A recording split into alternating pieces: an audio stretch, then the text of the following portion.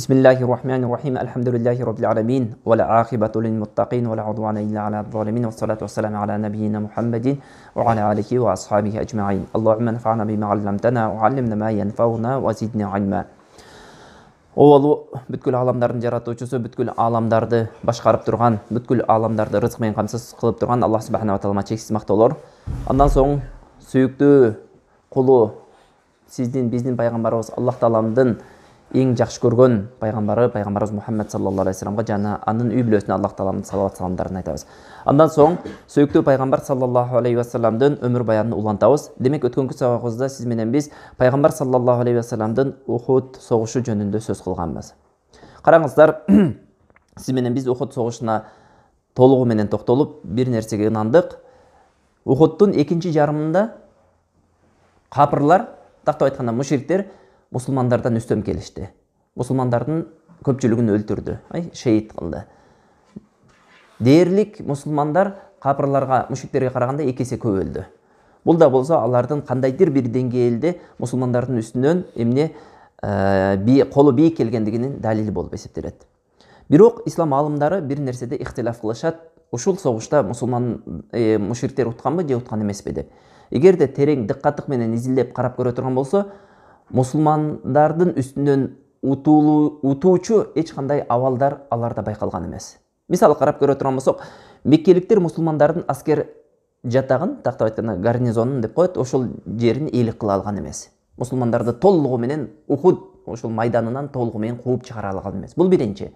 Экинчи, Мадина кошунунун басымдуу бөлүгү, караңыз, ошол тактап айтканда мусулмандардын сабы менен чыккандардын дээрлик басымдуу бөлүгү качып кеткен эмес. Ошол жерде калды, Ухудда калды. Андан кийин мусулмандардын эч бир жоокерини туткунга ала албады мушриктер.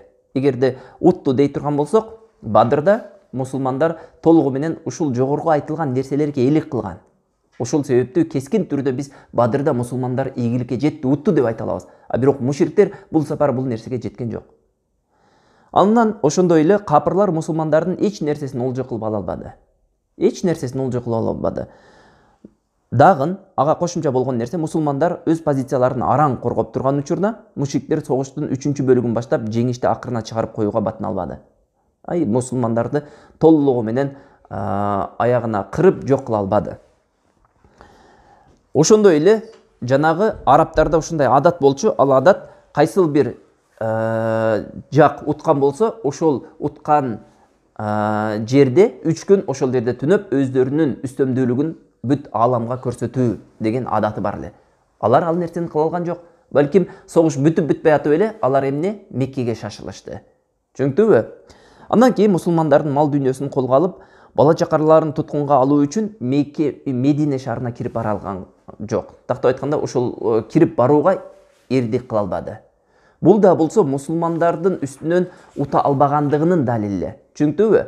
Демек, мушриктер көбүрөөк соккурду мусулмандарга, көбүрөөк адам өлтүрдү, көбүрөөк зыян жеткизди. Экинчи айрыкча согуштун экинчи бөлүгүндө мусулмандардан көп жоготуулар болду. Бирок негизинен жалпылай караганда алар толугу менен утту деген наамды албады эле. Жогорудагы айткан себептердин негизинде. Ошентип, Ухуд согушунда жеңүүчү аныкталбай калды десек да туура болот. Чүнкү Ухуд согушунда жеңүүчү аныкталбай калды деген туурараак болот. Эки тарап тең белгилүү ийгиликтерге жетти, ошол эле учурда белгилүү зыяндарды тартты. Белгилүү ийгиликтерди карай турган болсок, мушриктер кандайдыр бир деңгээлде мусулмандарга соккурду, мусулмандарды өздөрүнүн ээлеп турган позицияларынан артка чегиндирди. Бул мушриктер тарабынан ийгилик. Ал эми мусулмандар тарабынан ийгилик токтоло турган болсок, мусулмандар согуштун биринчи жарымында толугу менен үстөмдүүлүктү колго алган эле. Ошол согуштагы үстөмдүүлүктү толугу менен колго алып, ошол мушриктердин желегин көтөргөн Бану Абдуддар урусунун бардык ошол желекти кармаган бардык баатырларыны четтен кырган эле. Демек, бул да болсо мусулмандардын ийгилиги эле. Ошондон Аллах субханаху ва таала ушундай дейт: "Ва ла та'ину фи иптигаил қаум, ин такуну та'ламуна фа иннахум я'ламун." Душман коомдун артынан сая түшүп талыкпагыла дейт. Мындайча айтканда, алардын артынан алсыздыгыңарды көрсөтпөгүлө, сая түшкүлө. Жана дейт, эгер дейт, силерге бир аза жеткен болсо дейт, билгиле аларга да аза жеткен дейт. Караңыздар, бул сапарда Ухуд согушунда мушриктер мусулмандарга эмне зыян жеткизди. Бирок билиңиздер, кече Бадыр согушунда, 1 жыл мурда болгон Бадыр согушунда мусулмандар аларга зыян жеткизди эле. Туурабы? Бул жөнүндө Аллах таалам айтып атат. Кама та'ламун ва таржуна миналлахи ма ла яржун. Ошондой эле силер Аллах тааламдан алар үмүт кылбаган нерсени эмне кыласыңар, үмүт кыласыңар дейт. Аллах субханаху ва таалам жанагы мындайча айтканда, аларга аза жеткендей Бадыр согушунда силерге да Ухуд согушунда жетти. Бирок бир нерсени белгиле, силердин үстөмдүүлүгүңөр алар үмүт кылбаган нерсени силер Аллах тааламдан үмүт кыласыңар. Ал да болсо бейиш. Алардын өлгөндөрү өткөнкү сабагыбызда биз айтып өттүк. Умар радиаллаху анху айткандай, алар силердин өлгөнүңөр тозокто, биздин өлгөнүбүз бейиште. Туурабы? Демек ушул негизде Аллах субханаху ва таала мусулмандардын эмне ушундай руханий немесин ан сайын көтөрүп, жанагыларга жок белгиле алар Аллах тааламдан эч нерсе үмүт кылган жок. Ал эми силер болсо Аллах тааламдан эмне үмүт кылган нерсеңер бар деди. Аллах субханаху ва тааламдын аяты бул жөнүндө сөз кылды. Али Имран сүрөсүндө дээрлик 60 аят ушул эмне Бадыр согушу, Ухуд согушу жөнүндө сөз кылды. Ухуд согушуна сөз кылып, ошол Ухуд согушундагы эң биринчи эле мусулмандарга жеткен үлкөн зыяндын себептерин көргөздү. Эмне себептен ошол эмне немеге жетти, зыянга жетти. Ошондой мындайча айтканда сокку урулду мусулмандарга. Зыян жетип калды. Эмне себеп болду ошол нерсеге? Ошол жөнүндө Аллах субханаху ва таала баяндады. Ошондой эле иман элин жакшы үммөт катары өзүнүн көргөзүшүнө, аларга тагылган чоң максаттарды иш жүзүнө ашуусуна тоскоол болгон жана аларды азыркыга чейин бар болгон алсыздык тараптарын баяндады. Мусулмандарды ошондой кандайдыр бир деңгээлде ийгиликке жетүүсүнө тоскоолдук болгон сыпаттары бар. Бул сыпаттар бир эле пайгамбар саллаллаху алейхи ва салламдын сахабаларында эмес, бүгүнкү күнгө чейин ислам үммөттөрүндө бар. Ошол сыпаттарды Аллах субханаху ва таала толук менен баяндады. Андан кийин Аллах субханаху ва таала бул мунафыктардын былыгын ачты. Мунафыктардын жүзүн ачып, ким чыныгы Аллахтын жолунда күрөштү жана ким Аллахтын жолунда деп оозу менен айтып, бирок амал жүзүндө башка нерсени көрсөткөндүгүн дагы Аллах таала баяндады. Ошондой эле Аллах субханаху ва таала эмне О Мухаммад, бир кезде сен үй бүлөңдөн чыгып, момундарды согуш орундарына жайгаштырдың. Аллах улук билүүчү деп эмне сөзүн баштады эле. Андан кийин караңыздар, Аллах субханаху ва таала ушундай аятта айтты. Аллах момундарды ушул кимдин ким экенин абалын билдирбей туруп таштап койбойт деди. Ма кан Аллаху лиядарал муъминина ала ма антум алейхи хатта ямизал хабита минат тайиб. Ушул ыплас нерседен таза пакиза нерсени айырмалап билмейинче дейт. Түшүнүктүүбү? Бирок Аллах өз пайгамбарларынын калгандарын тандап алат. Аларга кээ бир учурларда кайыпты билдирип турат. Эми Аллахка жана пайгамбарларына иман келтиргиле, эгер иман келтирип такыба болсоңор, силерге улуу сооп, сыйлыктар бар деп Аллах субханаху ва таала ушул согуш жөнүндө эмне ишарат кылып өттү. Ибн Хаджар рахимахуллах, Ибн Хаджар бул билебиз, Сахих аль-Бухариге шарх жазган Фатхул Бари деген китеби менен белгилүү болгон алым. Ушундай деп айтат. Уламалардын айтуусунда Ухуд окуясы жана андагы мусулмандарга жеткен кайгылардын астында көп пайдалар жана даанышмандуулуктар бар деп. Ошол караңыздар, согушта мусулмандарга жеткен эмне кайгылардын артында чоң бир жакшылыктар бар. Бир туугандар, билиңиздер, мусулмандарга бир зыян жетсе, Аллах субханаху ва таала ошол зыян аркылуу эмне ошол зыяндын артынан чоң бир жакшылыктарды камтып коет. Аллах субханаху ва таала Куранда айткандай, аса антакраху шай'ан ва хуа хайрун лакум. Силер бир нерсени жаман көрөсүңөр, ал силер үчүн жакшылык. Жана бир нерсени жакшы көрөсүңөр, ал силер үчүн жамандык. Валлаху я'ламу ва антум ла та'ламун. Аллах билүүчү, жана силер билбейсиңер дейт.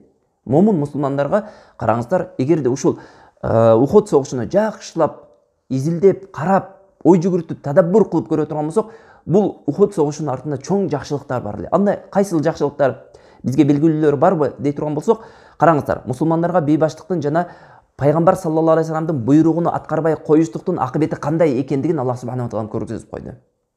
Караңыз, бир туугандар, бул улуу согуш болду. Пайгамбар саллаллаху алейхи ва саллам менен мушриктер ортосунда улуу согуш болду.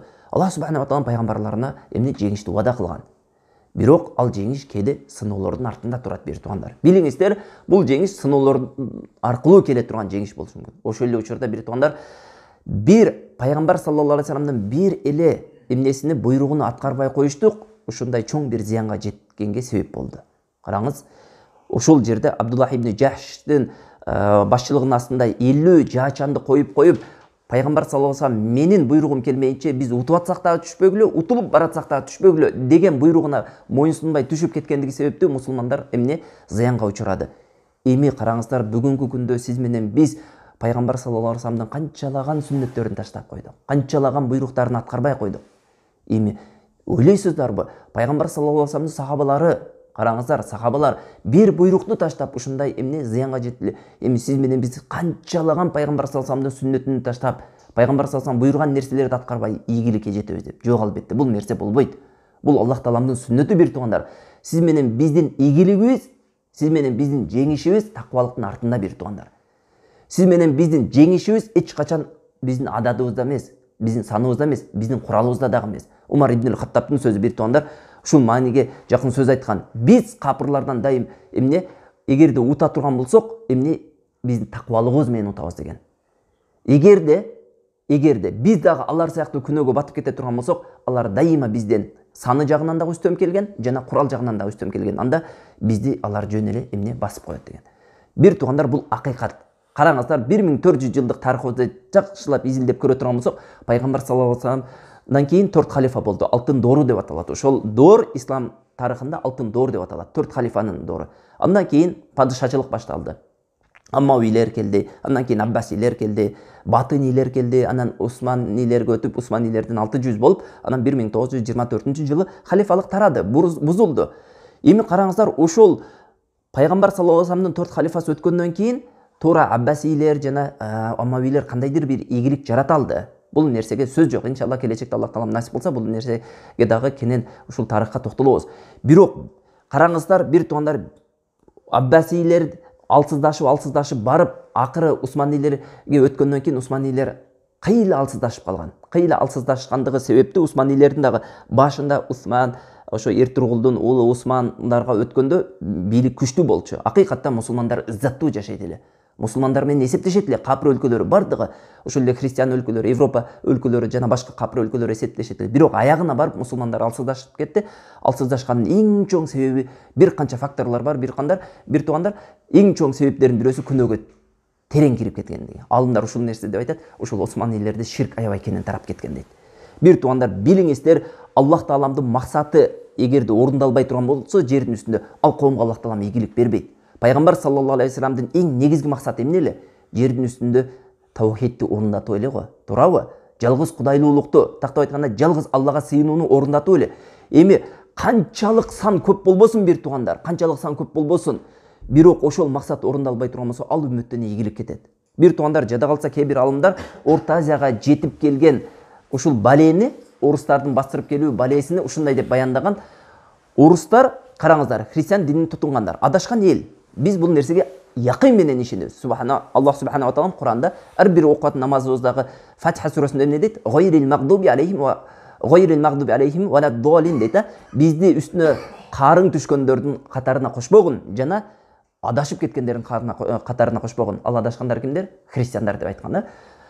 Демек караңыздар, ошол христиан динин тутунгандар биздин Орто Азия элинин таухид, тактап айтканда, пайгамбар Мухаммед саллаллаху алейхи вассаламдын үммөтүнүн үстүнөн келип үстөмдүүлүк кылып алды. Дээрлик 150 жыл биздин үстүбүздөн эмне кылды? Орто Азия элинин үстүнөн бийлигин орнотду. Каалагандай эмне калчады бийликти. Мусулмандарды каалагандай айрыкча жанагы падышачылык доору бүтүп туруп, ошол Ленин коммунизмди ушундай неме кылганда, түптөгөндөн кийин мусулмандар каттуу булардын эмне ошол системасынан жабыркады, дини жабыркады, каттуу жабыркады.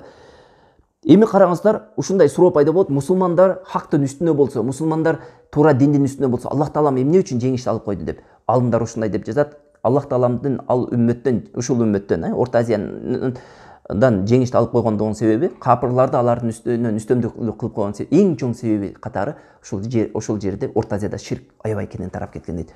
Бунун бир далили, бир туугандар, биз ушул күнгө чейин угуп жүрөбүз. Караңыздар, ата-бабаларыбыз жана башкалар айтып коет, илгерки молдолор сууну артка айландырып жиберет эле деп. Сыйкырчылыкты дин деп билип калган. Мусулмандарга ушул Ухуд согушунда зыян жетүүсүнүн артында чоң бир даанышмандуулуктар бар дедик. Ал да болсо биринчиси ушул мусулмандардын пайгамбар саллаллаху алейхи вассаламдын буйругуна амал кылбастык канчалык зыян экендигин билдик. Ошол эле учурда пайгамбарга бир эле пайгамбар саллаллаху алейхи вассаламга эмес, пайгамбарларга да ушундай оор сыноолор келген. Пайгамбарларга келген жеңиш ушундай сыноолордун артында камтылган. Бир туугандар, билиңиздер, кээ бир пайгамбарлар жеңишсиз өтүп кеткен. Бирок ал дегени жеңишке жетпеди деген эмес, Аллах таалам аларды акыретте жеткизет, бир туугандар. Кээ бир пайгамбарлар акыйкатта артынан бир ээрчүүчү болгон, эки ээрчүүчү болгон, кээ бирлеринин артынан такыр ээрчүүчү болгон эмес. Алар ал дегени мойнундагы милдетти аткарды деген эмес, аткарган, бирок эмне жеңиш бул дүйнөдө болбоду. Аллах субхана ва таала аларга жеңишти акыретте берет. Ошондой эле пайгамбар саллаллаху алейхи вассалам дагы ошол башка пайгамбарлардын жолунда жүрдү.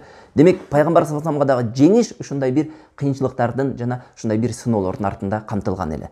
Ошондой эле бул зыяндын артында караңыздар,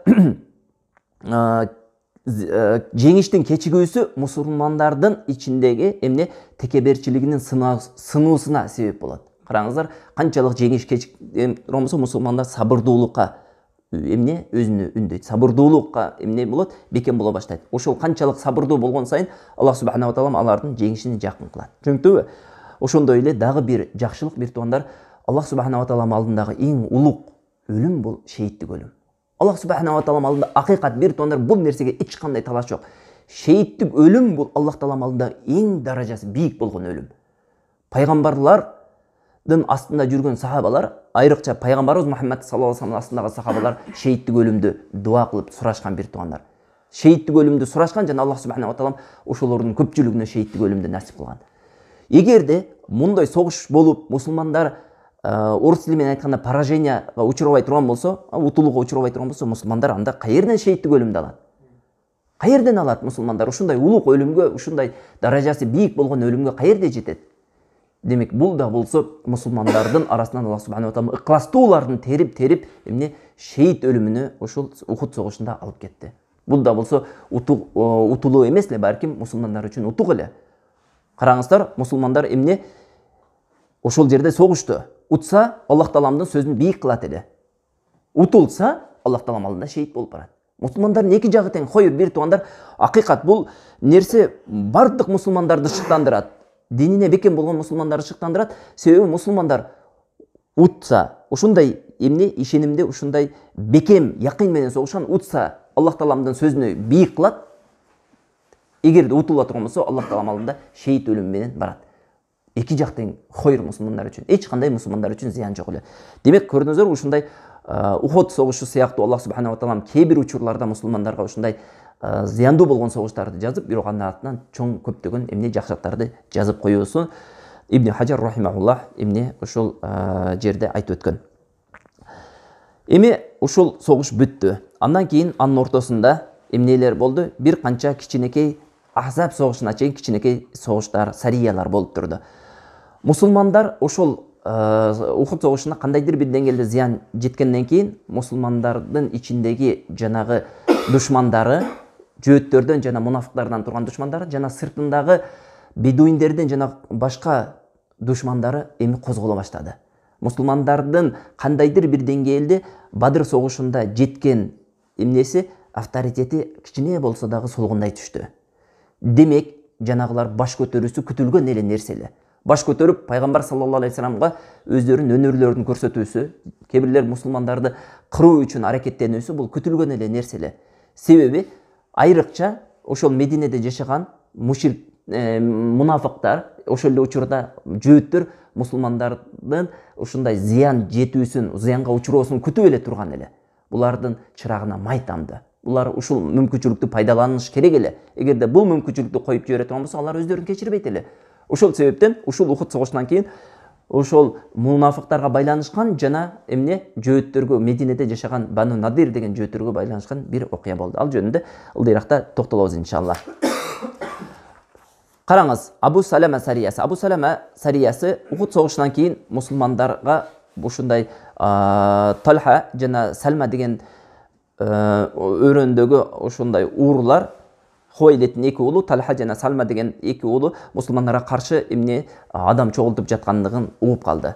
Ошондо пайгамбар саллаллаху алейхи вассалам Абу Салама деген сахабасын амир кылып туруп, ага эмне тез аракетте аларды барып, ордуна коюп коюуну буйруду. Ошондо Абу Салама жанагы жерге келип, бул Мухаррам айынын башында болгон жанагыларды эмне мейизин кайтарды. Тактап айтканда, жанагылар чогулуп бүтө эле мусулмандар бир кадам эрте барды дагы аларды чачыратып жок кылды. Андан кийин Абдуллах ибн Унайс атайын тапшырманы аткарып, Халид ибн Суфиян ал-Хузалини эмне кылат? өлтүрүп келет. Абдуллах ибн Унайс пайгамбар саллаллаху алейхи буйругу менен 23 Мухаррам айында ошол Абдуллах ибн Унайс пайгамбар саллаллаху алейхи буйругу менен Халид ибн Суфьян аль-Хузалини эмне башын алып келип пайгамбар саллаллаху алейхи астына таштайт. Ошол жылы бир кайгылуу окуя болот. Бир эмес эки кайгылуу окуя болот. Ал кайсы окуясы? Ражи окуясы деп тарыхта калган. Ражи окуясы эмнеси менен белгилүү? Ражи окуясы караңыздар 4-жыл башталды. Мухаррам айында жогоруда окуялар болду. Андан кийин Сафар айы болуп, Сафар айында пайгамбар саллаллаху алейхи Адил жана Кара урусунан адамдар келди. Делегаттар келип, анан аларга ушундай деп сунуш кылды.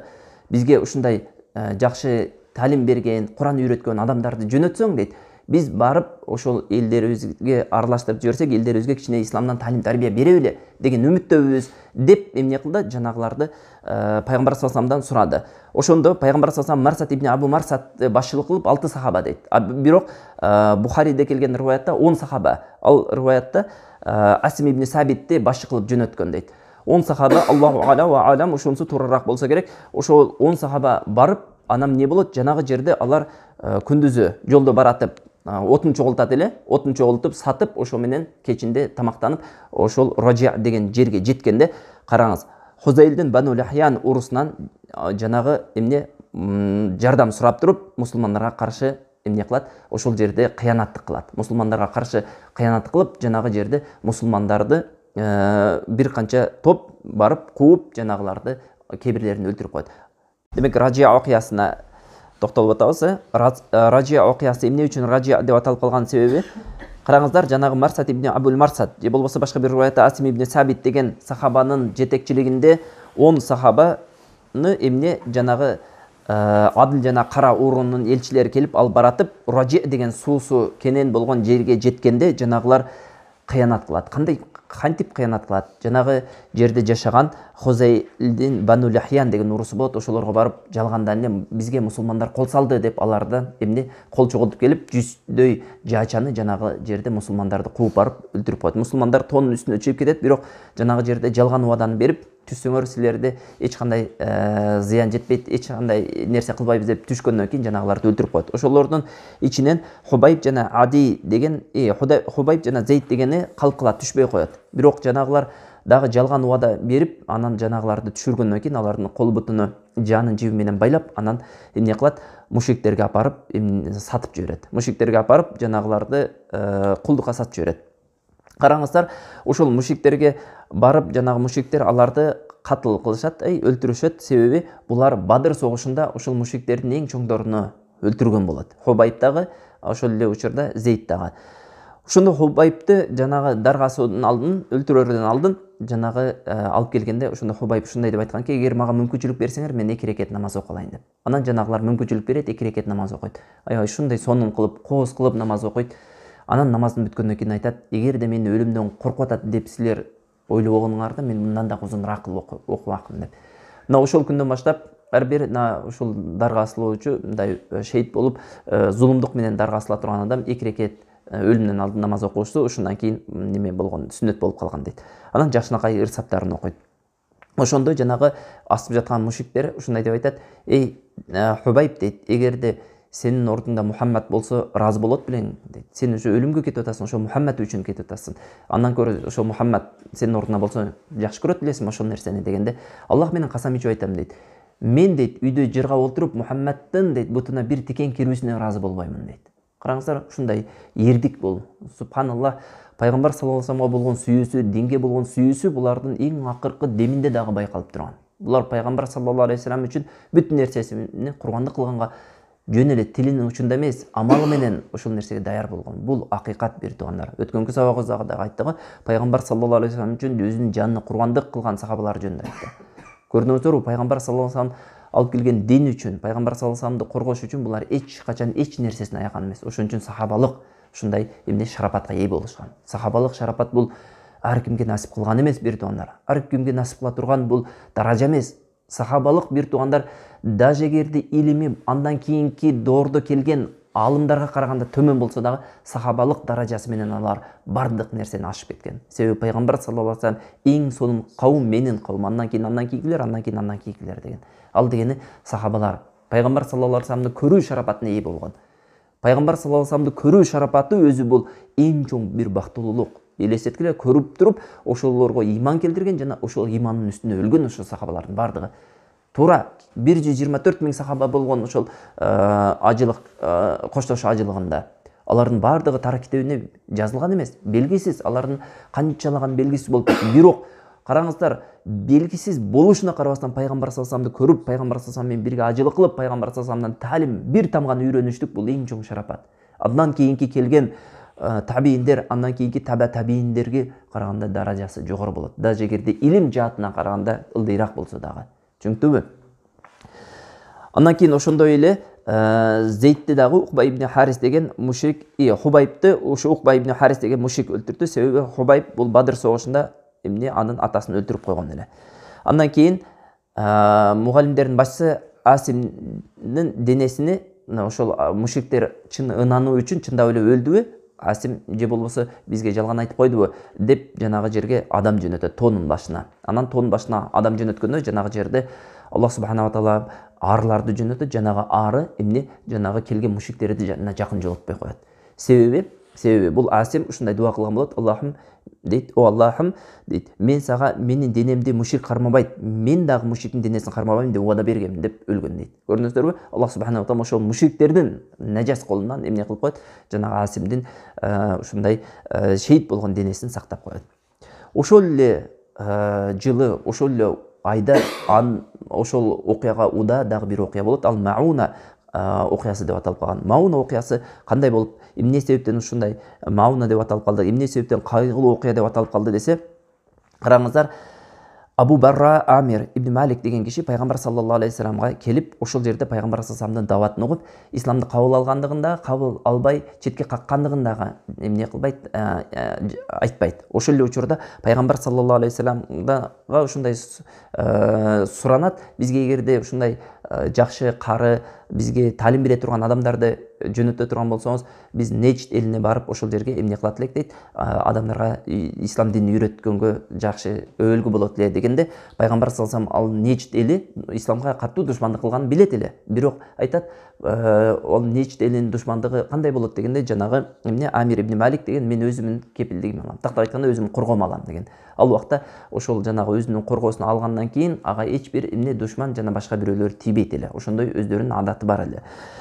Анан пайгамбар саллаллаху алейхи вассалам ага ишенип, анын сөзүнө кабыл алып, ага кошуп 70 эң салават, мындайча айтканда илим билими башка сахабаларга караганда жогору болгон сахабаларды кошуп эмне кылат? Жиберип жанагы жерде алар жол басып, эмне Суфа эли, ошол жерде көпчүлүгү Суфа элинен болот. Суфа эли бул жанагы пайгамбар саллаллаху алейхи вассаламдын мечитинин артында, Мединеде эмне атайын бир бөлмө жасалып, ошол бөлмөдө ачка жумуштары болбогон, бирок жалаң илим менен алек болгон сахабалар болот. Ошол элдер болгондуктан ал жанагы жолдо отун чогултуп, анан ошону сатып, тамактанып жолдо бараткан болот. Андан кийин ошентип Бану Амир урусунун башчысы Амир ибн Туфайлга жазган каты бар эле пайгамбар саллаллаху алейхи вассаламдын. Ошол катты Харам ибн Милхан деген сахаба Амир ибн Туфайлга алып барат. Алып барып туруп бергенде, жанагы Амир ибн Туфайл немени катты пайгамбар саллаллаху алейхи вассаламдан келген катты окубай туруп эле жанагы жерде көз менен ишарат кылат. Ошол ишарат кылганда эле Харам ибн Милханды өлтүрүп коет. Ошентип Амир ибн Туфайл ошол жердеги адамдардан эмне жардам сурайт, ошол мусулмандарга каршы. Ошол Харам ибн Милхан өлүп атып, ошондой деп айтат: Аллаху акбар дейт, Аллаху улук дейт. Кабанын роббисине ант менен мен бейиштин житин життеп жатам деп ошондой болуп өлүп кетет. Жанагы жерде Амир ибн Туфайл мусулмандарга каршы кол чогултат, бирок ошол жердеги өзүнүн эли ага жооп бербей коет. Эмне себептен? Себеби буну Амир ибн Малик өз коргоосуна алган болот. Өзүнүн коргоосуна алгандан кийин биз ага эмне кылбайбыз дейт, каршы чыкпайбыз дейт. Бирок Амир Бану Сулейм жана башка урларга, Закаван деген урларга барып, ошол жердеги эмне адамдарды ынандырат дагы, анан ошол жанагы 70 пайгамбар саллаллаху алейхи вассалам жөнөткөн жанагы Амир ибн Малик деген элчи аркылуу жөнөткөн сахабалардын бардыгын ошол жерде кырып салат. Караңыздар, бул дагы бул пайгамбар саллаллаху алейхи вассаламга, мусулмандарга болгон бир чоң кыянатчылык эле. Ошентип жанагы жерде баарын кырып салат. Ал эми ошол жерде эки Амр ибн Умайя жана Мунзир ибн Уқба деген эки сахаба ошол болуп аткан окуяндан четирээк жерде мусулмандардын ошол төөлөрүн багып жүргөн болот. Анан жанагы жерде байкап калат ушундай таз жоорулардын учуп жүргөнүн, ошол жакын жерде таз жоорулардын учуп жүргөнүн. Биз билебиз, таз жоорулар ушундай өлүмтүк бар жерде учуп калышат. Анан бул жерде бир окуя болду деп чуркап барса, мусулмандарды өлтүрүп жаткан болот. Анан жанагы жерде Амр ибн Умайя дагы, анан Мунзир ибн Укба дагы экөө тең кирген бойдон, Амр ибн Умайя кирген бойдон ошол мусулмандарга кошулуп эмне шейит болот. Ал эми Мунзир ибн Укба болсо, ал жерде жанагы Амр ибн Туфайл кармап алат дагы, аны эмне азат кылып жиберет. Азат кылган себеби анын апасы мурда ушундай деп убада берген экен: эгерде мен Мудар урусунан бирөөнүн башын алып туруп, бир кулду башыны чачын алып туруп азат кылып жиберем деп убада бергендиктен мен апамдын ошол назырын өтөйм дейт дагы. Жанагы жерде Мунзир ибн Укбанын чачын алат дагы, анан жанагы жерде азат кылып жиберет.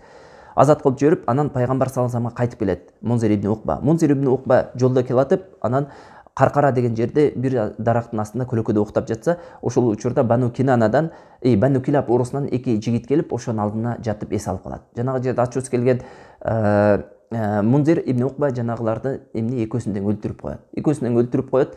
Анан ойлойт, ал жанагы мусулмандарга кыянатчылык кылган уруулардан деп. Бирок жанагы жерде адашат. Себеби Бану Килаб урусу пайгамбар саллаллаху алейхи вассалам менен согушпоо жөнүндө тынчтык келишими бар уруу болот. Демек, эмне пайгамбар саллаллаху алейхи вассалам келгенден кийин жанагы жерде сенин колуңдан ажал тапкан, ал экөө үчүн кун акысын төлөшүм керек болуп калды деп, анан эмне кун чогулта баштайт. Кун деген билебиз, өлгөн адамдын ошол төлөмү деп айтылат. Жанагы жерде арабтарда биз билебиз, ошол Абдул Мутталиптен баштап эле кундун акысы 100 болгон, бир адамдын куну 100 болгон. Ошол 100 чогултуш үчүн пайгамбар саллаллаху алейхи вассалам Бану Назирге барат. Бану Надир менен келишимде, эгерде билсеңиздер, башында жанагы пайгамбар саллаллаху алейхи вассалам Мединеге келип отурукташып, эң биринчи кадамдарды таштаганда эле эмне пайгамбар саллаллаху алейхи вассалам биринчи ошол жөөттөр менен ичиндеги мусулман эмес болгон уруулардан ошо жөөттөр менен тынчтык келишим түзөт. Ошол тынчтык келишиминин ичиндеги бир пунктунда ушундай деп жазылган жери болот: эгерде мусулмандарга ушундай кун төлөш керек болуп калса, Бану Надир жардам берет. Эгер Бану Надирге кун төлөш керек болуп калса, мусулмандар жардам берет деп. Ушул тынчтык келишимдин негизинде пайгамбар саллаллаху алейхи вассалам эмне жанагы Бану Надирге барат. Ошол жерде Бану Надир пайгамбар саллаллаху алейхи вассаламга кыянаттык кылат. Ошолдо пайгамбар саллаллаху алейхи вассалам, караңыздар, ошол окуя болуп өткөндөн кийин пайгамбар саллаллаху алейхи вассалам 1 ай аларга каргыш тилеп кунут дуасын кылат. 1 ай каргыш тилеп. Караңыз, 1 ай. Себеби пайгамбар саллаллаху алейхи вассаламга чоң кыянаттык кылды. Мусулмандарды эмне менсибей каалагандай өлтүрдү. Мусулмандардын канын төктү. Караңыз, Ухуд согушунда өлгөн сахабалардын саны ушул Мауна кудугунун четинде өлүп калды. Бирок Ухуд согушунда согушууга барып, согушта өлгөн. А бул жерде кыянатчылык менен өлдү. Кыянатчылык менен өлдү. Пайгамбар саллаллаху алейхи вассалам ал убакта ошолорго кошуун тартып барып, аларды жазалоого эмне күчү жетпейт эле, себеби ал убакта мусулмандар алсыздык кылат эле. Бирок бир убакыт келет, кийинчерээк Аллах субханаху ва таала мүмкүнчүлүк берет. Ал жөнүндө өз убагында келгенде эмне токтолобуз. Анан ошентип пайгамбар саллаллаху алейхи вассалам Бану Надирге барат. Бану Надирге баргандыгын жогоруда себебин айтып өттүк. Бану Надир негизи эле, караңыздар, жөөт урусу болгондуктан булар тымызын мусулмандарга ар түрдүү жанагындай кутумдарды уюштурган, ар түрдүү мусулмандардын мындай канын кайнаткан ар түрдүү жаман нерселерди кылып турат эле. Мусулмандарга жаман акараттарды айтып, негизи эле жөөт эли, биз билебиз, бир туугандар, пайгамбарлардын өлтүрүп жиберген эл. Булардан эч качан жакшылык күтпөйт. Пайгамбар саллаллаху алейхи вассалам буну албетте жакшы билет эле. Болгону бирок пайгамбар саллаллаху алейхи вассалам жагы келгенде бул нерсеге муктаждык бар эле. Жөөттөр менен келишим түзүү муктаждыгы бар эле, ошон үчүн түзгөн. Пайгамбар саллаллаху алейхи вассалам ар бир нерсени таразылап көрөт эле, бир туугандар. Өзү момун мусулмандын сыпаты ушундай болуш керек. Ар бир кылар ишти таразылап көрүү керек. Кайсы нерседе пайда, кайсы нерседе зыян. Албетте пайда зыян экенин билбейбиз, бирок тажрыйбанын негизинде билебиз, бир туугандар. Жөөт эли ушундай китептерден, Куранда Аллах субханаху ва таала сыпаттаган, аларды жөөт эли эмне аманатка кыянат кылган эл. Пайгамбарларын өлтүрүп жибергенден кийин, Аллах менен болгон убадасына кыянат кылгандан кийин булар адам менен болгон убадасын аткарат деп ойлойсузбу? Жок, албетте булар эч качан аткарбайт. Биз да ушундай бир иш кыларда таразылап көрүшүбүз керек. Ар бир иште, кичинекей иш болобу же орто же чоң иш болобу, пайгамбар саллаллаху алейхи вассалам таразылаган сыяктуу.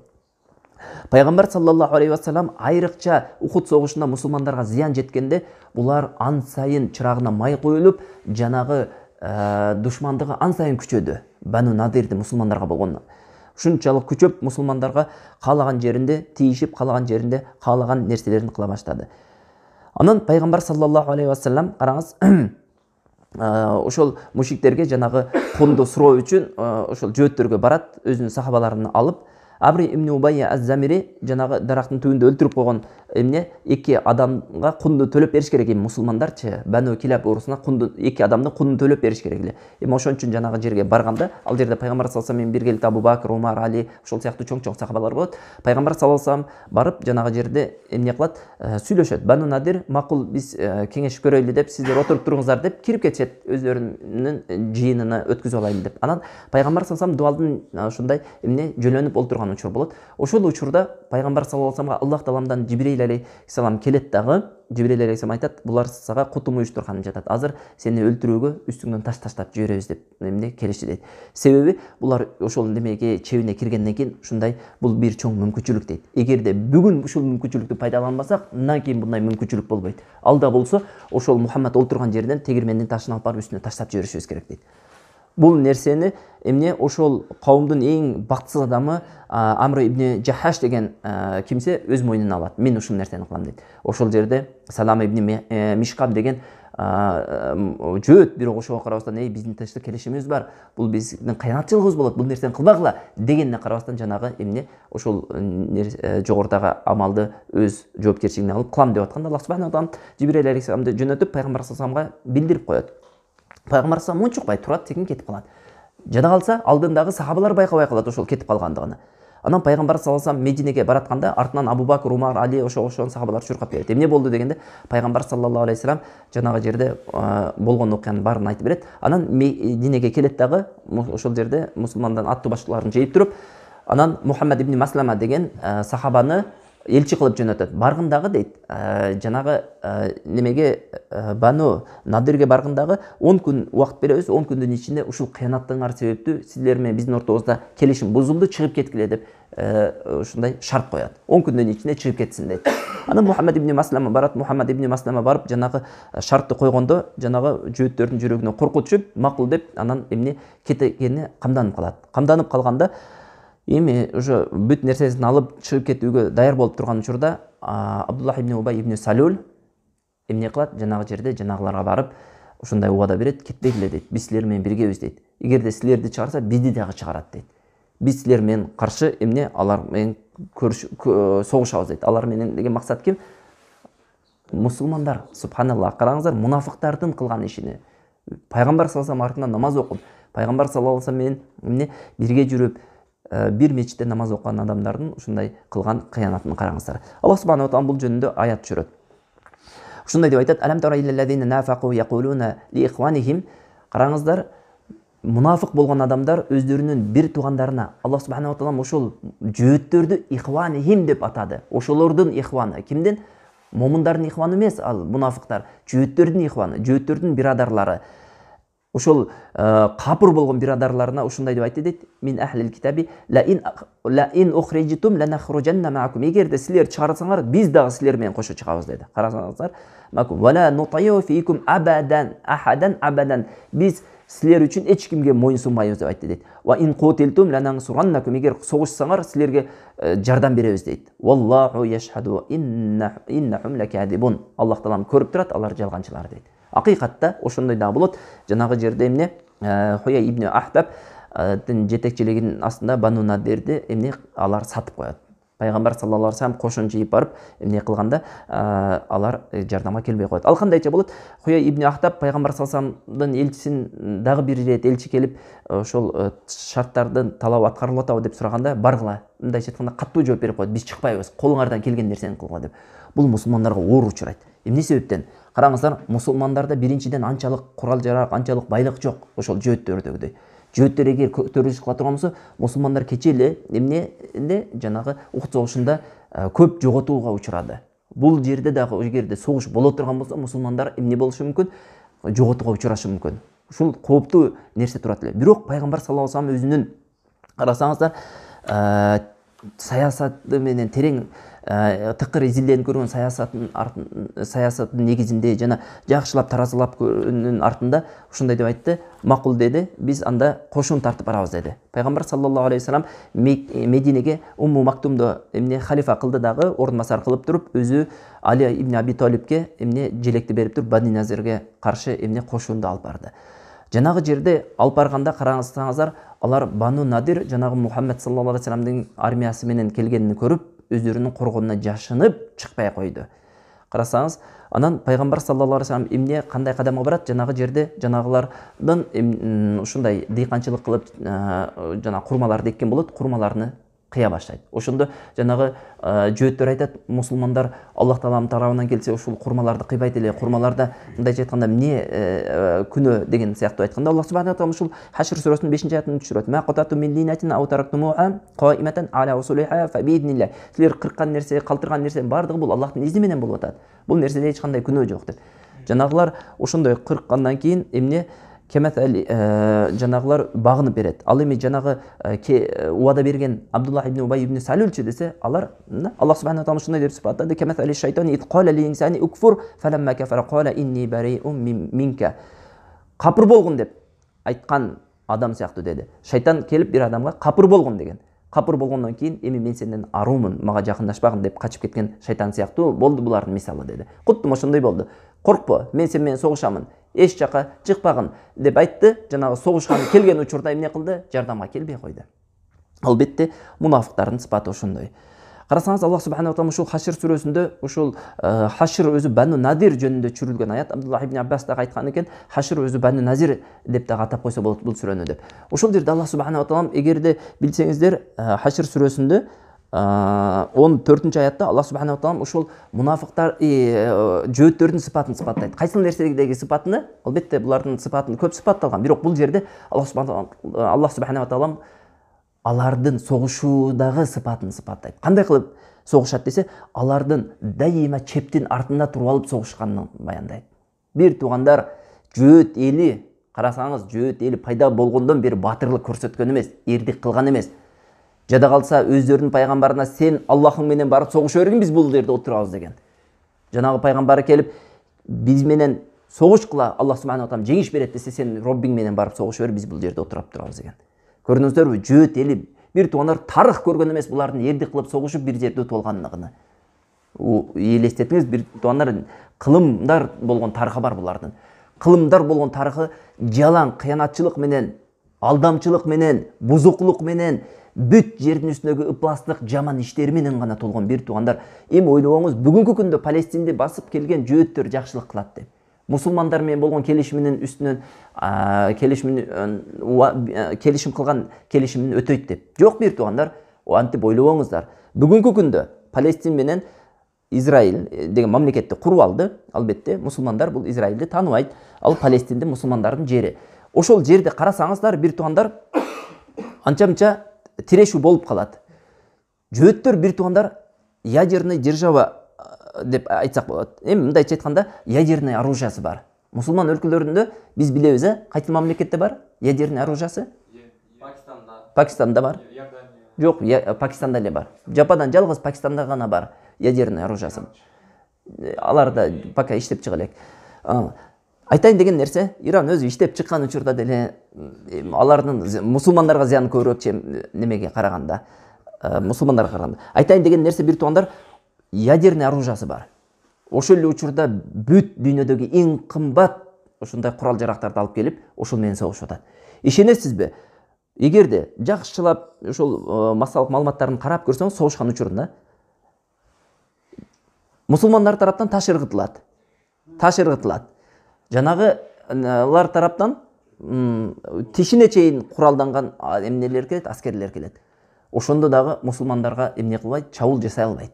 Жанагылар ташы бир жериме тийип, көзүм ошо көзүндө очкиси бар, ошо очкини сындырып кирип кетпесин деп, ошол жерден коркуп чабуул жасай албайт. Бир туугандар, бул реалдуулук нерсе. Аллах субханаху ва таала айтып атпаймынбы, Куранда сыпаттап койгон. Мына, караңыздар, ла юқатилунакум жамиан илля фи qurам мухассанатин ау ми вараи жудур. Алар дайыма эмне ошол жудур деп коет, ушундай дуалдардын артында, же болбосо ушундай чоң бир чептердин артында гана согушат дейт.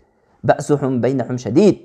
Тахсабухум жамиян ва кулубухум шатта. Силер ойлойсуңар алар бардыгы бир деп. Жок, бир туугандар. Ойлобогула антип. Алар бир деп ойлобогула. Алардын жүрөгү парча-парча болуп кеткен. Бири-бирине ушунчалык жек көрөт. Болгону мусулмандарга каршы биригип алат. Ошол эле бири-бирин ушунчалык жаман көрөт. Бүгүнкү күндө Израилде канча партия болсо бири-бирин ушунчалык жек көрөт. Бири-биринин артынан суу куйган. Эгерде массалык маалыматтарды көрүп жүргөн болсоңуздар, бирок мусулмандарга каршы келгенде бардыгы бир болуп тизилип туруп алат. Ошондо дагы жогоруда айтып өткөндөй танкалардын тизип алат дагы, танкалардын артына туруп алып, жанагы мусулмандардын таштарынан коргонот. Мына пайгамбар саллаллаху алейхи вассаламдын доорунда деле ошол эле нерсе болгон. Пайгамбар саллаллаху алейхи вассалам Бадыр согушунан келгенден кийин ким менен согушту? Бадыр согушунан кайтып келгенден кийин кайсы жөөттөрдүн кайсы урусу менен согушту? Бану Кайнука менен согушуп эмне кылды? Алар дагы куттум ошондой чептердин ичине кирип жашынып алдыбы?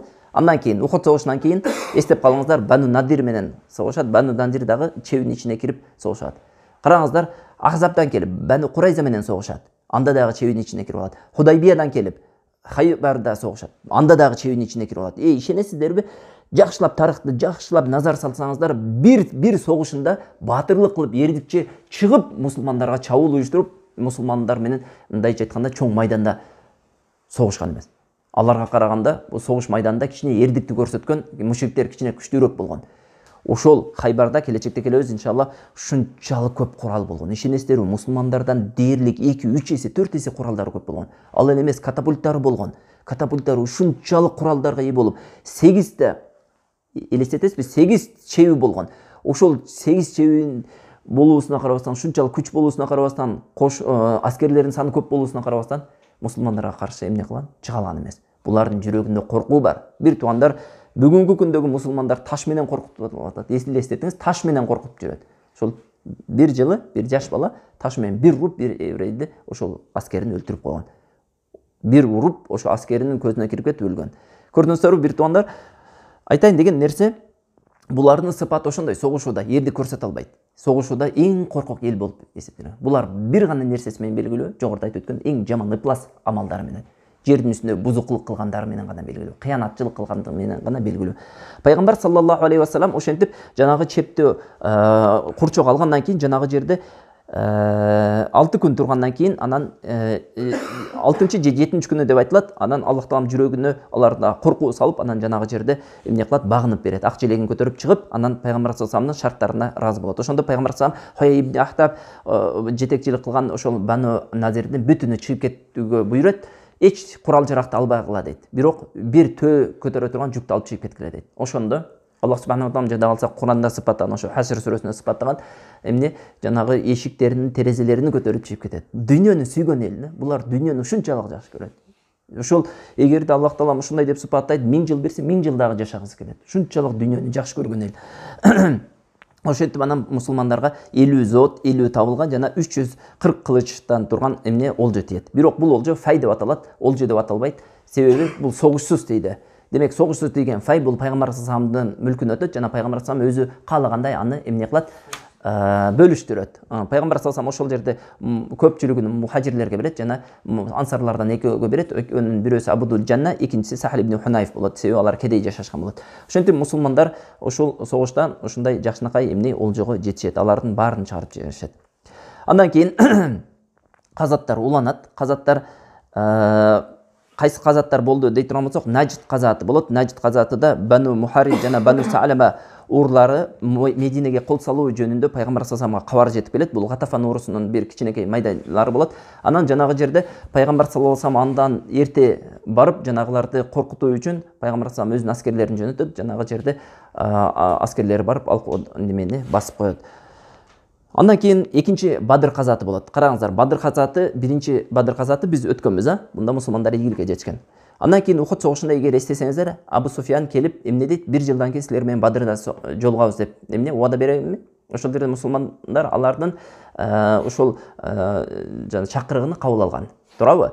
Эми пайгамбар саллаллаху алейхи вассалам Бадыр согушуна 1500 эмне жоокери менен Бадыр согушуна хижранын 4-жылы Шабан айында барат. Шабан айы Рамаданын алдындагы, Ошол жерде барып, алардан мурун барып, ошол жерде ээлейт, Бадырда ээлейт. Анан күтөт.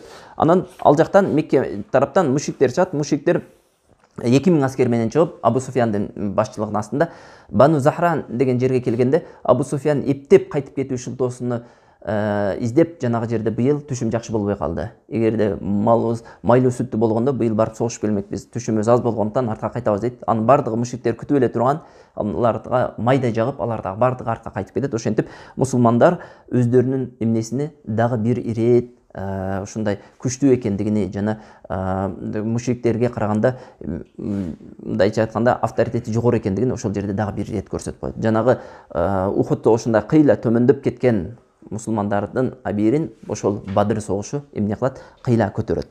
Давматул Жандал казаты. Давматул Жандал казаты кандай болот? Пайгамбар саллаллаху алейхи вассалам араб жарым аралынын эң алыскы четтерине чейин ошол кол тартып баштайт. Кошунуну алып бара баштайт. Давматул Жандал деген бул Шам өлкөсүндө болот. Дамаска 5 күндүк жол болот. Ал эми Мединеге 15 күндүк жол болот. Демек Медине менен Дамасктын ортосунда Дамаска жакыныраак жерде болот. Бул жердеги немеге Мадинага Сабиа ибн Уруфта деген сахабасын халиф кылып, өзү 1000 кишилик ошол кошунду алып барып, анан жанагы жерде согуш болбойт. Согуш болбой, алар качып кетишет, бардыгы тоо тараптарга качып кетет. Пайгамбар саллаллаху алейхи вассалам ал согуштан мындай айтканда эч кандай жоготуусуз эле кайтып келет. Анан ушул казаттын жараянында Пайгамбар саллаллаху алейхи вассалам Уайн ибн Хисн менен тынчтык келишим түзүүгө да жетишет. Андан кийин Ахзаб согушу башталат. Ахзаб согушу, бир туугандар, Ахзаб деген хизб деген сөздүн көпчүлүгү. Хизб деген жамаат деген. Ахзаб деген партияга да иштетилет. Ахзаб деген эмне үчүн Ахзаб деп аталып калган? Азыр ылдыйракта эмне кылабыз? Кененирээк токтолобуз. Ошентип жанагы айрыкча ошол Бану Кайнука, Бану Надир урлары Мединеден чыгарылгандан кийин алардын жүрөгүндөгү жек көрүүсү мусулмандарга көрө албастыгы ушунчалык артып, мусулмандарга каршы күч издей баштайт. Мусулмандарга каршы күч издеп, бир 20дай адам болуп эмне кылат? Ошонун башчылыгына Хуяй ибн Ахтаб турат. Ошол Бану Надирдин жетекчиси, башчысы. Анан мушриктерге барат. Мушриктерге барып, мусулмандарга кол салуу жөнүндө өздөрүнүн ойлорун айтат. Албетте бул нерсе мушриктерге аябай жагат. Себеби мушриктер мындай мүмкүнчүлүктү издеп жүргөн. Мушриктер союзник издеп жүргөн, ошол мусулмандарга кол салуу үчүн. Анан жанагы жерде көнүп, мусулмандарга өздөрүнүн бар күчүнү сүрүп барууга эмне кылат? Убада берет. Ошентип жанагылар Гатафанга барышат. Гатафанга барып, аларды дагы көндүрөт мусулмандарга каршы согушка. Ошентип көндүрүп, анан Ахзаб болушат. 3 союз кылып, союз ошол Гатафандан, жөөттөрдөн жана Курайш элинен турган чоң түзүлөт, ушундай армия түзүлөт. Ал армия 10 000 аскерден турат. Караңыз, анын 4 000-и Курайштан болот. Курайш Бану Кинана менен биргеликте келет. Анан калгандары 6 000-и ошол Гатафан урларынан, Гатафандын майда урларынан болуп, ошентип Пайгамбар саллаллаху алейхи вассаламдын айланасына, атрабына, Мединенин атрабына тез аранын ичинде 10 000 аскер жыйылат. Бул мусулмандарга болуп көрбөгөндөй чоң бир күч эле мусулмандарга каршы. Албетте Пайгамбар саллаллаху алейхи вассалам булардын келүүсүн күтүп, жертеп олтурбастан Пайгамбар саллаллаху алейхи вассалам булар даярданып ушул нерсеге кадамдарын таштай баштаганда Пайгамбар саллаллаху алейхи вассалам дагы аскерий жыйын өткүзүп сахабалар менен, анан ошол жерде бир чечим кабыл болуу үчүн сахабалардын пикирин сурайт. Эмне кылып коргонсок? Медине элине ушундай аскерлер келет атат, кол жыйнап келет атат. Булар мусулмандарды ошол Медине, негизи эле Медине элини жок кылып талкалоо үчүн келип атат. Кандай ушундай коргонуу чараларын колдонсок болот дегенде, ошол жерде Салман аль-Фариси өзүнүн бир жакшы тажрыйбада болуп өткөн бир сунушун берет. Ал кандай десе, Салман аль-Фариси бир туугандар бул ушул Фарс жеринен келген сахаба болот. Бул сахабанын өзүнүн Пайгамбар саллаллаху алейхи вассаламга жетип келүүсүнүн бир тарыхы бар. Субханаллах, илим издеген балдар үчүн, илим үчүн эртең менен уйкусуну бөлүп аткан, илим үчүн кечинде убактысын бөлүп аткан адамдар үчүн Салман аль-Фарисинин окуясын бир окуп койсун. Салман аль-Фариси Пайгамбар саллаллаху алейхи вассалам алдына жетип келүү үчүн кандай гана кордуктарды көргөн. Бир туугандар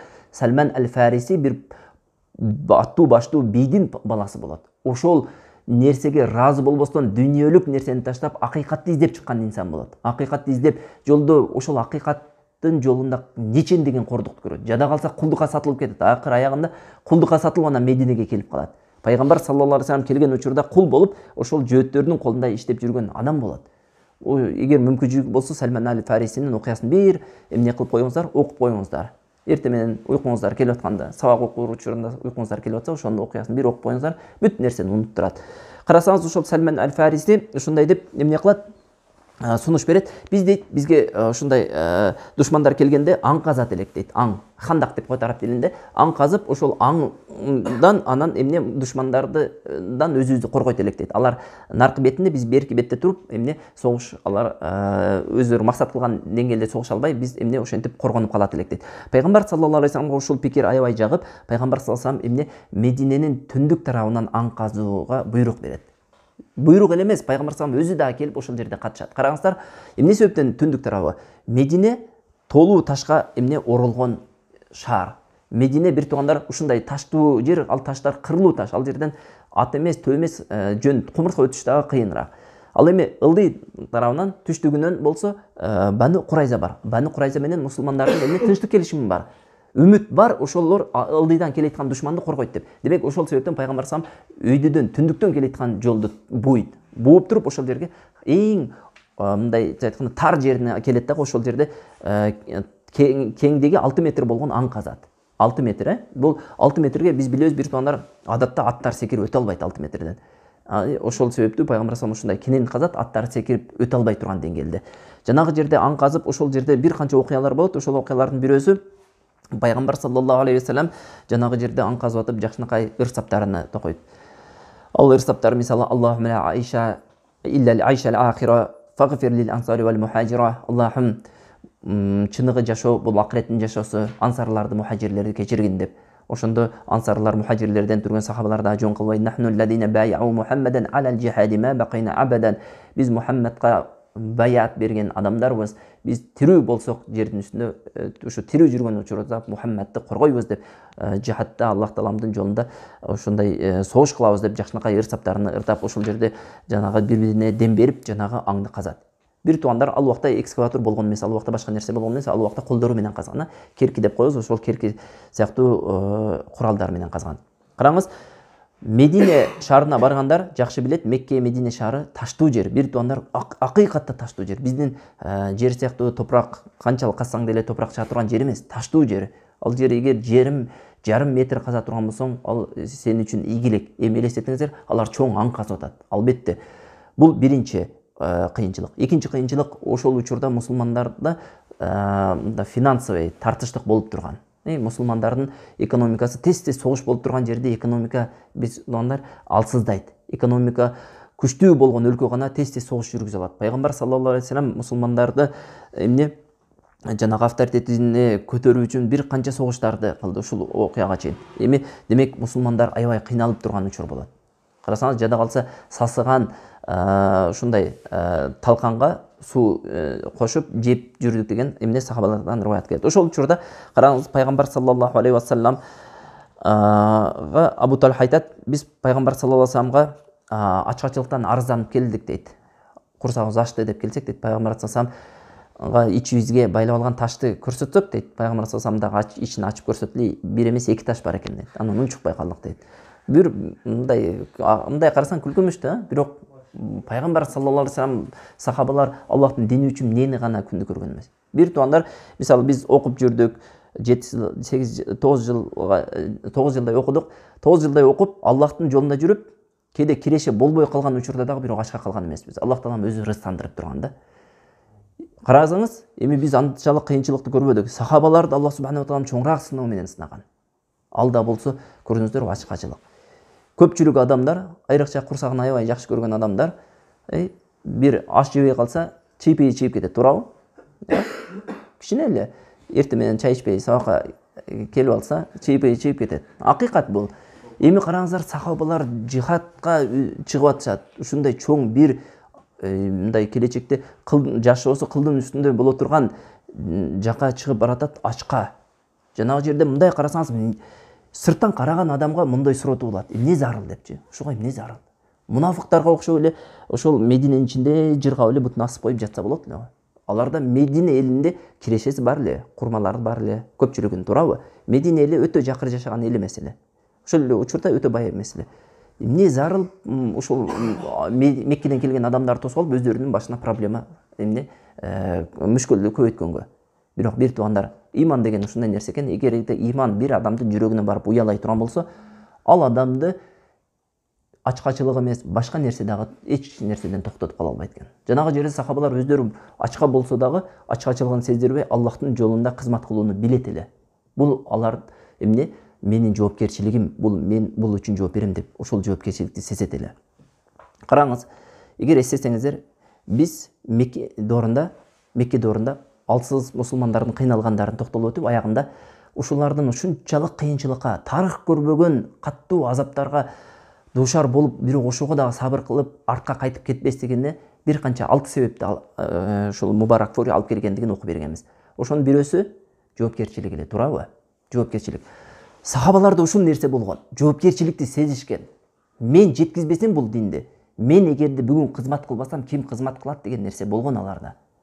Бүгүнкү күндө сиз менен бизде жок нерсе.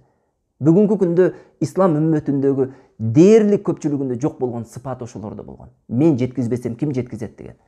Бир туугандар, билиңиздер, сиз жеткизбесеңиз башка бирөө деле жеткизе берет. Аллахтын дини сизге муктаж эмес. Акыйкат бир туугандар, эч кимиңизге муктаж эмес Аллахтын дини.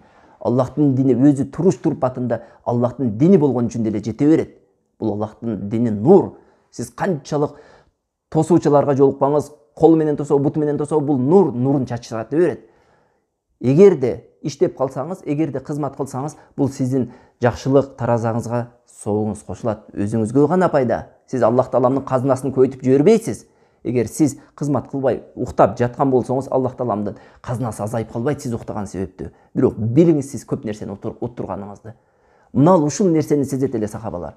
Көрдүңүздөрбү, ачка бир туугандар, ашказаныңыздарга бир байлап көрүңүздөрчү ошол муздак ташты. Муздак ташты байлай элекпиз. Алхамдулилла, Аллах Таалам мындай оор сыноолордон алыс кылсын. Биз ага чыдайбызбы, чыдабайбызбы билбейбиз бул нерсени. Ла юкаллифуллаху нафсан илля вусаха. Аллах Таалам пенде көтөрө албай турган нерсеге жүктөбөйт. Ал дегени сиз менен биздин ыйманыбызга карап Аллах Таалам сыноо берет. Биз эгерде андай сыноо келе турган болсо, балким артыбызга кайтып кетип, ал эле эмес, ошол мусулмандардын сынын сатып койгонго деле бара турган кадамдарыбыз. Кээ бирлерибиз, албетте баарыбыз эмес. Бир туугандар, көрдүңүздөрбү, сахабалар ушундай кыйынчылыктан өткөн, ушунчалык чоң сыноолордон өткөн. Анан ошол сыноолордун артынан Аллах субханаху ва таала ийгиликтерди берген. Көрдүңүздөрбү, бир туугандар, бул ийгилик келиш үчүн эмне кылыш керек? Ушундай сыноолор болгондо сабыр кылыш, ошол сыноолордон өтүш керек. Бул жөндөн жөн эле призди утуп албайсың да. Туурабы? Бир конкурс болсо, призди жөнөкөй эле барып утуп албайсың. Ага канча мээнет кыласың, канча күч жумшайсың. Анан кийин ошонун арасынан терилип отуруп баардыгы эле утпайт. Ошонун бирөөсү же экөөсү утат. Мусулмандар дагы ошондой бир туугандар. Жеңиш келет, албетте, бул нерсеге шек күмөнүбүз жок. Бирок ошол жеңиш же сиздин колуңуз менен келет, же биздин колубуз менен келет, же башка бирөөлөрдүн колу менен келет. Сиз кылбасаңыз, Аллах Тааламдын жеңиши келбей койбойт. Эмес, келет иншалла. Бирок башка бирөөлөрдүн колу менен келет. Аллах Таалам ушундай пенделерин тандап алат. Ал пенделер Аллахты дагы сүйөт, алар Аллахты сүйөт. Ошол менен Аллах Таалам аларды азиз кылат. Сиз менен биз дүйнөбүз себептүү Аллах Таалам бизди коркулат. Ошол бир туугандар, андан башка эч нерсе эмес. Дүйнөнү сүйдүк, динибизди таштадыкпы, Аллах Таалам дүйнө менен коркулат. Шейхул Ислам Ибн Теймиянын жакшынакай бир сөзү бар экен. Ким Аллахтан бөлөк нерсени Аллахты Тааламдан сүйгөндөй сүйө турган болсо, дейт, Аллах Таалам ошол нерсеси менен коркулат, дейт. Дүйнөнү сүйүп атасызбы? Бүгүнкү күндө мусулман үммөтү дүйнөнү сүйүп атабы? Дүйнө менен коркулат. Аялды сүйөбү? Аял менен коркулат. Дагы эмнени сүйөт? Ошол нерсе менен коркулат. Жок, бир туугандар, динибизди сүйөлү, динибиздин азиз болуш үчүн колубуздан келишине салым кошойлу. Кошойлу, бир туугандар, азыр мүмкүнчүлүк. Сахабалар Усама ибн Зейд 18 жашында бир кошуунду жийип Рим империясына аттанган. 18 жашында. Сиз менен биз ушу 40-30 жаштабыз, бир туугандар, азыр ушундай кызмат кыла турган учурубуз. Эртең ушундай убак келет, уже кылайын десең кыла албай каласың. Ал күч кетет, бир туугандар. Кетет, акыйкатта кетет. Бүгүн мисалы аталарыбызды караңыздар. Аталарыбыз мурда биз кичинекейбизде аталарыбыз тамбашка секирип чыгат эле. Турниктерди эмне каалагандай тартынат эле. Бүгүн ошол нерсени атабыздан көрөбүзбү? Жок. Атабыз уже тамбашка чыга албай турган, көпчүлүгүбүздүн атабыз уже тамбашка чыга албай турган деңгээлде жашап атат. Бизге дагы ошол күн келет, бир туугандар. Эртең кылайлы дейбиз, кыла албайбыз. Берели дейбиз, бере албайбыз. Бүгүн барго ошол мүмкүнчүлүк. Бериңиздер. Пока мүмкүнчүлүгүңүз барбы, убактыңызды бериңиз, акчаңызды бериңиз, дагы эмнеңизди бергенге мүмкүнчүлүгүңүз бар, ошонун бардыгын бериңиз диниңиз үчүн. Диниңиз, бир туугандар, бул сизди азиз кылат. Эгерде бербей турган болсок, дин сизсиз деле азиз болот. Караңыз, ошол жерде бир окуялар болгон, ошол окуялар менен жыйынтыктайбыз иншалла. Ал окуялар кандай десе, Жабир ибн Абдилла айтат, мен дейт, бир жандыкты союп пайгамбар саллаллаху алейхи алып келип, пайгамбар саллаллаху секен кулагына шыбырадым дейт. 2-3 сахабаны алып барып үйгө келип тамактанып алыңыз деп. Анан жанагы жерде пайгамбар саллаллаху эй сахабалар, тургула, Жабир тамак даярдап коюптур деп баардыгын чакырат. Жанагы жерде Жабир айтат, мен коркуп кеттим дейт. Баардыгын кантип тогузам? Бирок субханаллах, Аллах таалам карагыла, рызык Аллахтын колунда го. Жанагы жерде барды дейт, тамакты ачпай, этинен алып берди, бардыгына жетти. Эч ким ача кылгандай, бардыгын курсагы тойду дейт. Аллах таалам рызыкты кенен кылып койгон да. Ушундай окуялар болуп турган. Башка окуя Нуман ибн Баширдин карындашы ошол хандакка кичине курма алып келет. Пайгамбар саллаллаху алып кел ошол курманың деп туруп, жанагы дастарханга жаят. Ошол жерде ошол курма бардык сахабаларга жетет. Бул да Аллах тааламдын мojizасы. Ошондо да бир окуя болот. Пайгамбар саллаллаху алейхи бир чоң бир таш чыгып калат. Эч ким жаралбаганда пайгамбар саллаллаху ошол керкини колуна алат да ушундай бир чабып туруп, Аллаху акбар дейт, мага Шамдын ачкычтары берилди дейт. Караңыз, мындай карасаңыз, мусулмандар жегени нан таппай турган учур. Пайгамбар саллаллаху алейхи Шамдын ачкычы жөнүндө убада берип атат. Перстин ачкычы жөнүндө убада берип атат. Йемендин ачкычы жөнүндө убада берип атат. Ишенесизби? Ошол убактагы Перс империясы, Рим империясы бир туугандар бүгүнкү күндөгү чоң державалар бар го, империялар, ошол сыяктуу күч кубаты бар эле. Пайгамбар саллаллаху алейхи өзү ачка, сахабалар ачка зорго жер казып атышат, анан ошол нерсени убада берип атат.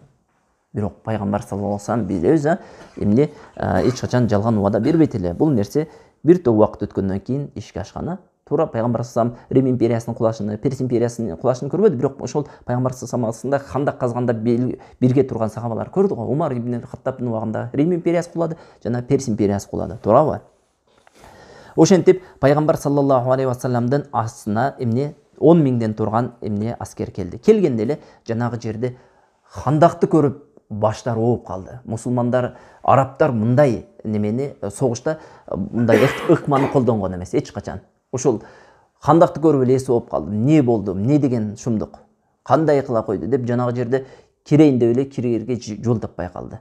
Жанагы жерде мусулмандар ошол Мединеге кириш жолдун бардыгын эмне эң тар жерини ошол хандак менен бууп койгон эле.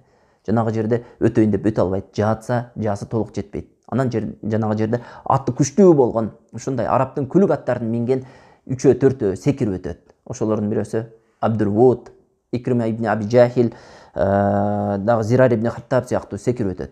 Жанагы жерде секирип өткөндөн кийин жекеме-жекеге Али радиаллаху анху чыгат. Али радиаллаху анху чыгып, жанагы жерде Абдул-Вуд ушунчалык чоң баатыр, күчтүү баатыр болгон болот. Анан жанагы жерде өзүнүн баатырлыгын көрсөтүү үчүн, артка кайтпай, тайманбай согуша турган адам экенин көрсөтүү үчүн өткөндөн кийин атыны, бутуну кылыч менен чабып жанагы жерде муздап салат. Анан Али радиаллаху анху чыгат, Али радиаллаху анху каттуу чабышып жанагы жерде Али радиаллаху анху аны эмне кылат, жеңип жанагы жерде согушчу дегенде эле Али радиаллаху анхунун мындайча айтканда мусулмандардын жеңиши менен башталат. Жанагы жерде Икрима ибн Аби Жахил жана Зирар ибн Хаттаб секирген бойдон эптеп наркы бетке качып өтүп кетет. Аллах субханаху ва таала насип болсо кийинки сабактан ушул жерден улантып кетебиз. Aqulu qawli hadha astaghfirullah li wa lakum subhanakallahumma wa bihamdik wa nashhadu an la ilaha illa anta wa nastaghfiruka wa natubu ilayk.